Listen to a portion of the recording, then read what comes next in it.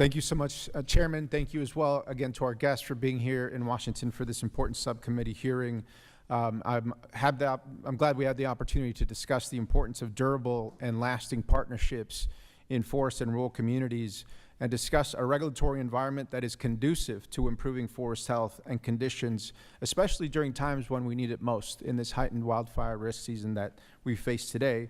And it's also important for us to remember that our forests are the land of many uses, and stakeholders do deserve a voice.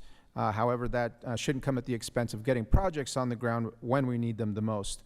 I do just want to briefly address wildfire risk because New Mexico faced two of our largest wildfires in our state's history in just the last 3 years, including right in my district, the Black Fire in the Gila National Forest.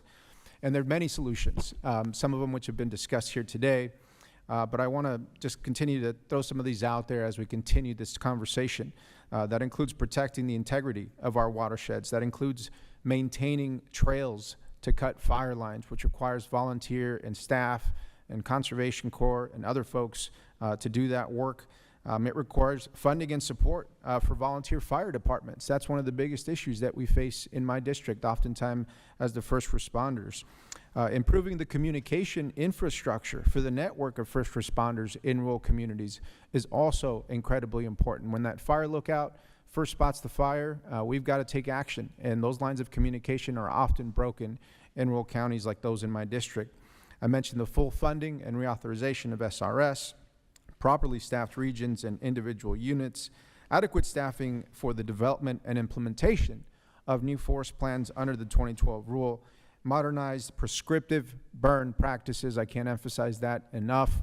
That was the cause of the Hermit's Peak Calf Canyon fire in northern New Mexico, which was completely preventable and has devastated that community. Easing regulations on fuel thinning and timber harvesting where it's appropriate in different forest units. And of course, the Fix Our Forest Act, which I also supported, that provides some of those common sense solutions. We've got to tackle these issues sooner than later. And certainly those partnerships that we build with local governments, tribes, and stakeholders have to be there, have to be solid, and we've got to have adequate staffing to ensure that we can execute on those partnerships. Thank you, Chairman.